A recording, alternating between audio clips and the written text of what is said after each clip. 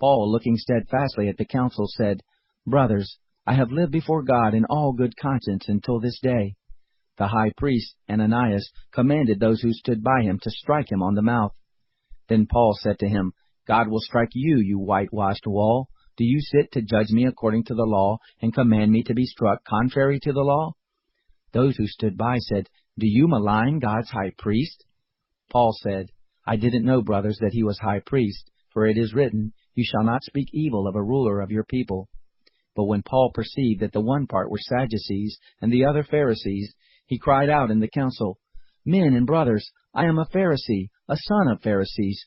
Concerning the hope and resurrection of the dead I am being judged. When he had said this, an argument arose between the Pharisees and the Sadducees, and the assembly was divided. For the Sadducees say that there is no resurrection, neither angel nor spirit, but the Pharisees confess all of these.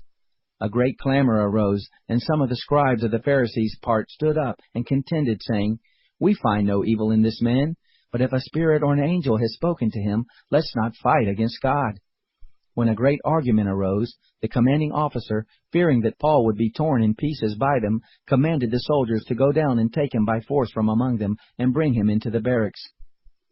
The following night the Lord stood by him and said, Cheer up, Paul, for as you have testified about me at Jerusalem, so you must testify also at Rome.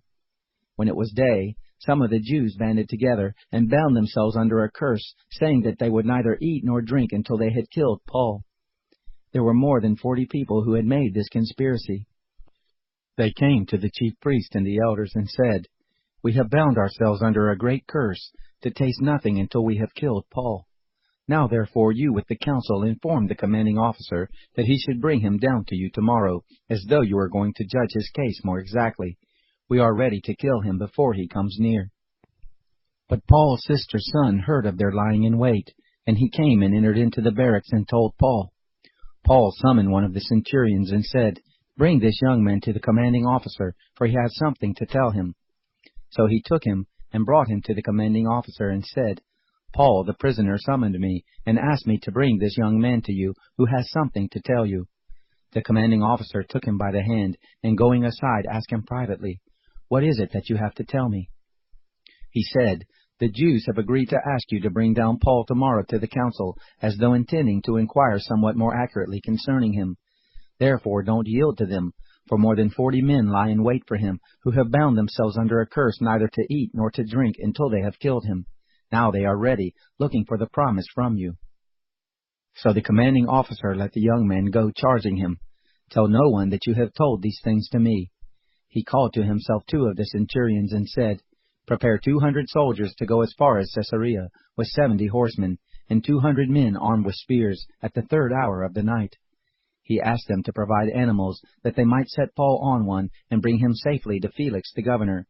He wrote a letter like this, Claudius Lysias, to the most excellent governor Felix, greetings. This man was seized by the Jews, and was about to be killed by them, when I came with the soldiers and rescued him, having learned that he was a Roman. Desiring to know the cause why they accused him, I brought him down to their council.